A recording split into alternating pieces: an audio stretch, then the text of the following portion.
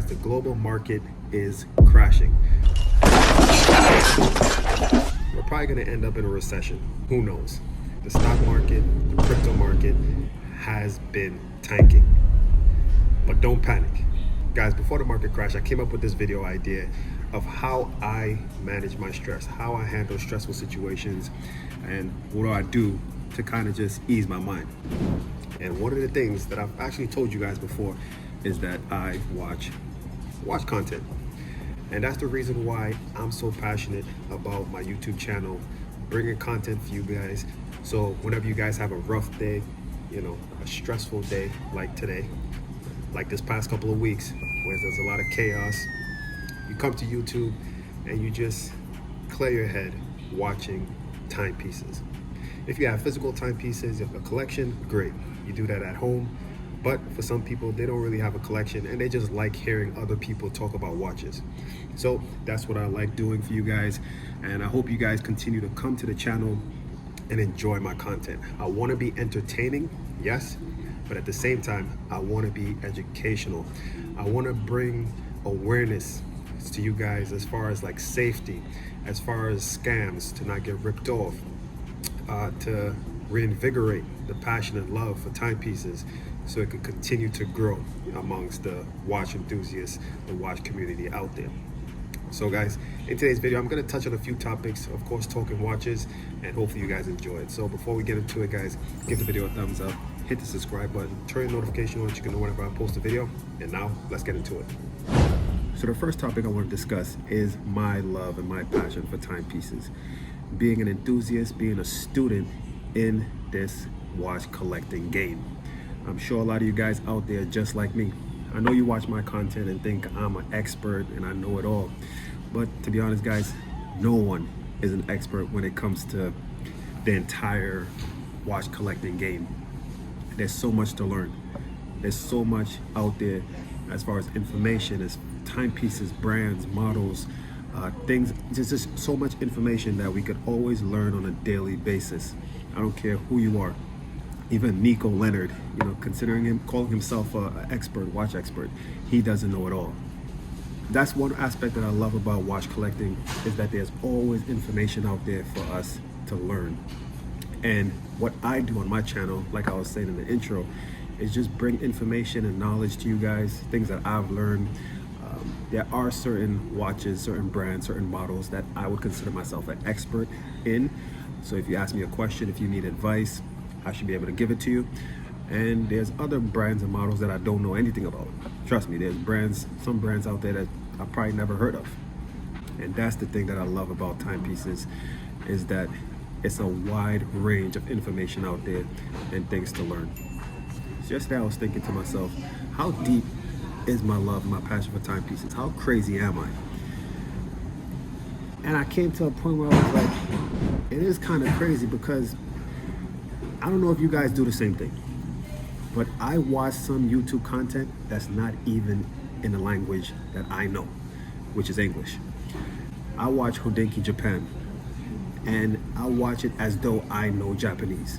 美しさもそうですけど、機能としてのこの完成度の高さだったりとか、それだけ手をかけながらこんな風にさりげないっていう。で、やっぱり開中途中の後で。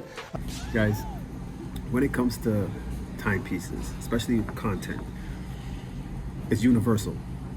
You know, I could approach someone that speaks German, doesn't speak English, that speaks French, and we could have somewhat of an interaction, especially if we're watch enthusiasts. If he has a wristwatch on his wrist and I have one on my wrist, it's just body language or like sign language, and there's like watch terms that I think is just universal, that you could interact with anyone. And that's one thing that I actually enjoy about timepieces and collecting as well. But my point is though, is that I'm so passionate and crazy when it comes to timepieces that I would watch content in a different language as though I understand what they're saying. I don't have a clue what they're saying. The captions isn't even in English, but I'm watching it like, yes, like I was literally watching Hodinkee Japan, their YouTube channel, and I'm just in it like, oh yeah. It's kind of because like I know what they're saying to a degree, But at the same time, it's kind of crazy because I really don't know literally what they're saying. Comment down below and let me know if you guys watch Hodenki Japan. I'm sure some of you guys are, fluent in Japanese, so you enjoy their content. But for me, I just enjoy looking at the timepieces and in a way understanding and seeing the passion in the collector, how they're speaking, how they're, gesturing when it comes to the timepiece, how they look at the watch when they're talking about it. I enjoy that aspect of it. It's kind of crazy when I'm saying it right now, but anyways, that's just how deep my love is for timepieces, and yeah, I enjoy it. My second point I want to discuss is a trend that I've noticed.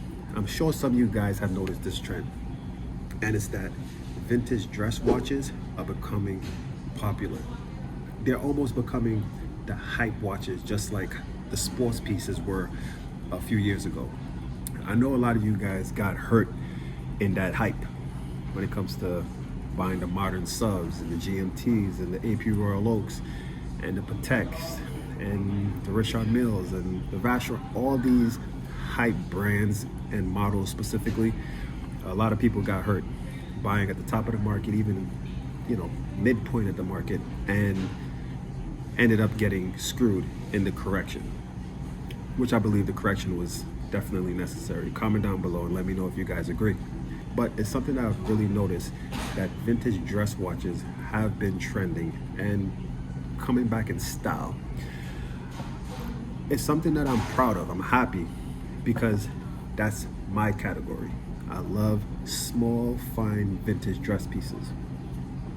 I'm not someone that follows the trend. I don't follow the crowd.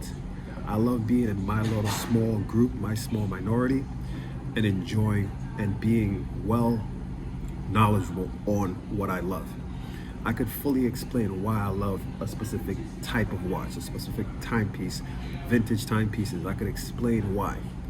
A lot of people today, especially who got into the hype, new collectors, I want to call them collectors because they have a collection, they can't even name the reference of their timepieces. They really just caught up in the hype in buying a watch, in flexing, and just showing wealth or showing, oh, I have money. But guys, that's where you end up getting screwed and getting burnt. Because when a correction happens, when the prices drop, you get left with a bad taste in your mouth.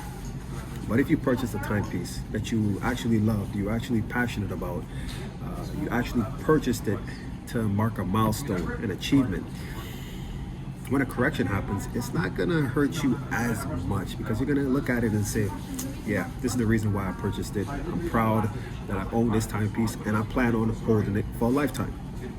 But like many people, they purchase just for hype and they got left with a bad taste in their mouth. But anyways, my point is, guys, again, that the trend now is that small, fine vintage timepieces are trending. Like the small Cartier tanks, the Santos, the Cartier Bamboo. These prices are skyrocketing. The Cartier Bamboo, I believe it's a bamboo they call it. I saw this timepiece going for around between 6 to 10 grand about 7 months ago, 6-7 months ago. And a few months ago, actually, a month or two ago, I saw one sold for around $70,000 at auction. Crazy. That's absolutely crazy. That just shows, guys, at the end of the day, you really just need to love what you love. Buy what you love and stick with it, Don't veer off and go into something that you just buy it because it's hyped. Yes, get some knowledge on it, and if after taking in that knowledge you say, okay, this is something that I enjoy based on the mechanical movement of it, the history of the brand, marking an achievement by purchasing this watch, okay, cool. Now, I've always been into small vintage timepieces. As you guys see on my wrist, my Omega Constellation, I've always been, and I've never really veered off. I've really been focusing mostly on vintage timepieces as a whole, vintage sport pieces and dress pieces. But mostly it's the vintage dress pieces that I enjoy the most, like a 32 millimeter size all the way up to a 36. Back when I first started collecting timepieces, the timepieces I was collecting wasn't too popular. Like it was, of course, a Rolex Datejust, but most people started going on the trend of getting the larger Rolex Datejust, the 41, and started looking down at the 36, referring to it as the ladies' Datejust. When in reality, guys, the 36 is a true gentleman's size timepiece. And hearing all these things referring to the Rolex Datejust 36 as a ladies' watch never made me veer off. It never made me say, man, I don't want to walk around with a ladies' timepiece on my wrist.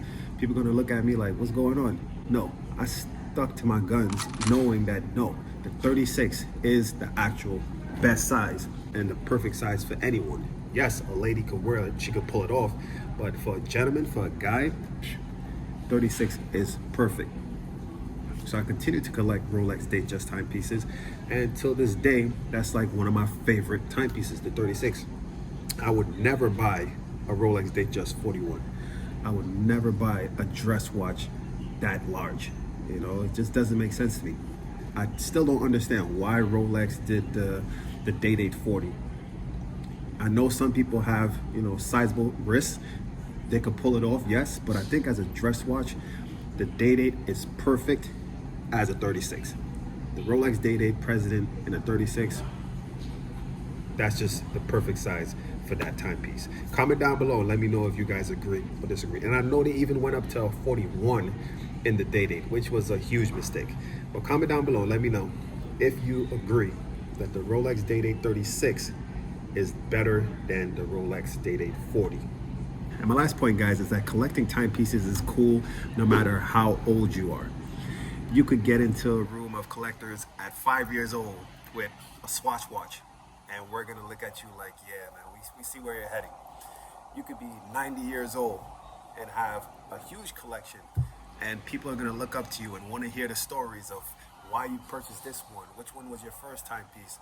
And that's one thing that I do love and enjoy and appreciate about this hobby, is that it doesn't age you out of the community. You know, like it doesn't say, oh, okay, shit, he hit 70. We can't really talk to him. Like, what is? The older you are, the more conversation you actually have when it comes to timepieces. The better your stories are. So that's one thing that I do appreciate, guys, when it comes to this hobby, is that it's for a lifetime.